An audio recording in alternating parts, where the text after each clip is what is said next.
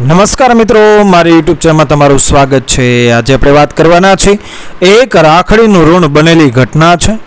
શ્રાવણની સવાર હતી। શહેરના બજારમાં રાખડીઓના રંગો જાણે આકાશમાંથી ઉતરીને દુકાનો અને લારીઓ પર આવી વસ્યા હોય એવું લાગતું હતું।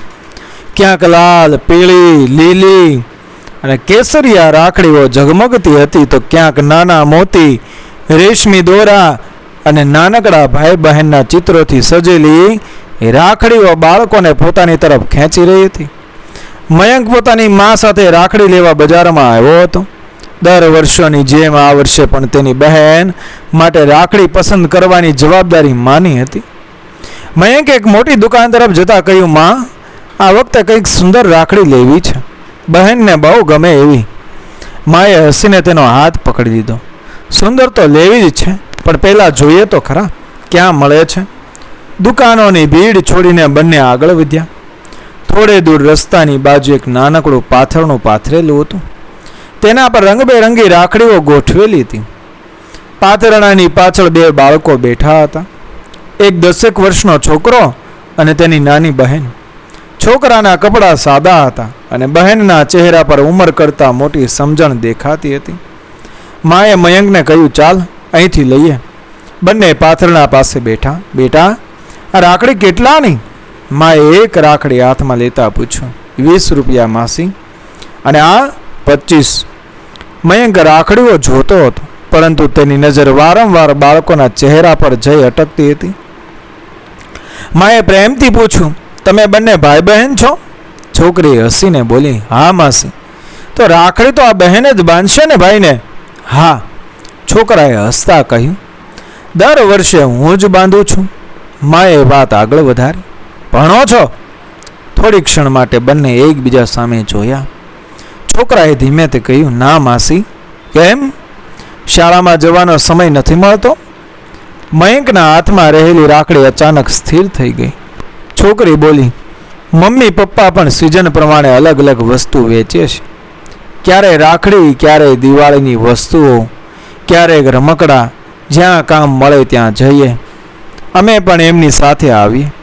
એટલે આખું વર્ષ આવું જ કામ કરો છો? એટલે આખું વર્ષ આવું કામ કરો છો? મયંકે પૂછ્યું। હા, ક્યારેક ગામે, ક્યારેક શહેરમાં। એટલું કહીને છોકરીએ ફરી રાખડીઓ ગોઠવવાનું શરૂ કર્યું।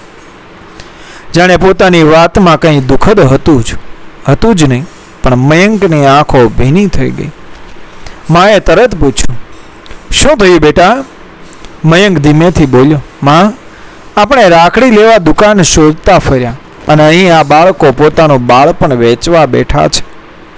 એમને કેટલી તકલીફ પડતી હશે। માએ દીકરાના માથા પર હાથ ફેરવ્યો, બેટા, જીવન બધાને એક સરખી શરૂઆત નથી આપતું। કોઈને શાળાની બેગ મળે છે, કોઈને રોજગારની પોટલી, કોઈ બાળકને રજાના દિવસો મળે છે તો કોઈને પરિવારની ચિંતા। પણ યાદ રાખજે, કોઈની પરિસ્થિતિ જોઈને માત્ર દુઃખી થઈ જવું પૂરતું નથી। જો ક્યારેક આપણાથી કોઈના જીવનમાં નાનો પ્રકાશ થઈ શકે તો એ તક ગુમાવી નહીં। મયંક છે એ ચૂપ રહ્યો। માએ ફરી પાથરણા તરફ જોયું, બેટા, તારા ભાઈને રાખડી બાંધવાની હશે ને? તેણે છોકરીને પૂછ્યું। છોકરીના ચહેરા પર તરત સ્મિત ખીલી ઉઠ્યું। હા માસી, આમાંથી જ પસંદ કરીશ। હા, તો તું જ પસંદ કર, જોઈને મને પણ બતાવજે। છોકરી એક પછી એક રાખડીઓ જોઈ અને અંતે એક સુંદર રાખડી હાથમાં લીધી। તેમાં નાનકડું મોતી અને રંગીન દોરો હતો। આ ગમે છે મને? આ ગમે છે મને। માએ રાખડી હાથમાં લીધી। અરે વાહ, બહુ સુંદર છે। કેટલાની છે બેટા? 25 રૂપિયા। માએ થોડું હસીને કહ્યું, આ એક તો મારા ભાઈ માટે પણ લઈ લઉં, 2 આપ। છોકરીએ 2 રાખડી આપી। માએ પૈસા તેના હાથમાં મૂક્યા અને પછી બંને રાખડીઓ પણ તેની હથેળીમાં મૂકી દીધી। છોકરી આશ્ચર્યથી માની સામે જોવા લાગી। લે બેટા, એક તારા ભાઈને તારા તરફથી બાંધજે અને એક મારા તરફથી। થોડી ક્ષણ માટે એ પાથરણા પાસે જાણે સમય થંભી ગયો। છોકરીના ચહેરા પર જે સ્મિત આવ્યું એ કોઈ મોંઘી ભેટથી મળતું નહોતું। છોકરાએ પોતાની બહેન તરફ જોયું, પછી માની તરફ। માસી, 1 મિનિટ ઊભા રહેજો. એટલું કહીને તે દોડતો સામેની દુકાન તરફ ગયો. મયંક અને તેની માં એકબીજાના સામે જોવા લાગ્યા. થોડી જ વારમાં છોકરો હાથમાં ચોકલેટ લઈને પાછો આવ્યો. અને આ તમારા માટે. માએ આશ્ચર્યથી ચોકલેટ લીધી. મારા માટે? છોકરાએ હા પાડી. તમે મારી બહેનને રાખડી આપીને એટલે. માની આંખોમાં પાણી આવી ગયું. તેણે પ્રેમથી છોકરાના માથા પર હાથ ફેરવ્યો. ખૂબ મોટો થજે બેટા, ભગવાન તને ખૂબ સુખ આપે. છોકરો માને પગે લાગ્યો. મયંક દૂર ઊભો રહીને આ બધું જોતો હતો. તેને લાગ્યું કે આજે તેની માએ રાખડી ખરીદી નહોતી. તેણે કોઈ અજાણ્યા ભાઈ બહેનના જીવનમાં એ પ્રેમનો એક દોરો બાંધ્યો હતો. બંને ત્યાંથી નીકળ્યા પહેલા માએ બાળકોનું નામ અને તેનો ક્યાં રહે છે એ પૂછ્યું. બાળકો શહેરની બહાર એક ઝૂંપડપટ્ટીમાં રહેતા હતા. ઘરે પરત ફરતી વખતે મયંક આખા રસ્તે ચૂપ રહ્યો. માએ પૂછ્યું, હવે શું વિચારે છે? મયંક બોલ્યો, માં, આજે સમજાયું કે રાખડી માત્ર ભાઈના હાથમાં બંધાતો દોરો નથી, એ તો જવાબદારીનો દોરો પણ છે. માએ હળવું સ્મિત કર્યું. બસ આ સમજણ જ સાચી રાખડી છે. 1 અઠવાડિયું પસાર થયું. મયંકની માએ બાળકો વિશે પૂછપરછ શરૂ કરી. એક સામાજિક ટ્રસ્ટ સાથે વાત થઈ. ટ્રસ્ટના કાર્યકર્તાઓએ બાળકોના પરિવારની પરિસ્થિતિ જાણી.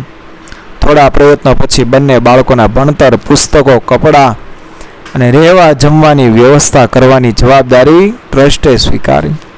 જ્યારે આ સમાચાર બાળકોને મળ્યા ત્યારે છોકરીએ પોતાની મા સામે જોઈને પૂછ્યું, હવે હું શાળામાં જઈ શકીશ? માએ આંખોમાં આંસુ સાથે માથું હલાવ્યું. હા બેટા, છોકરો ખુશ થઈને બોલ્યો. અને હું પણ? હા. બંને ભાઈ બહેન એકબીજાને ભેટી પડ્યા. થોડા દિવસો પછી મયંક ફરી ત્યાં ગયો. આ વખતે પાથરણા પર રાખડીઓ નહોતી.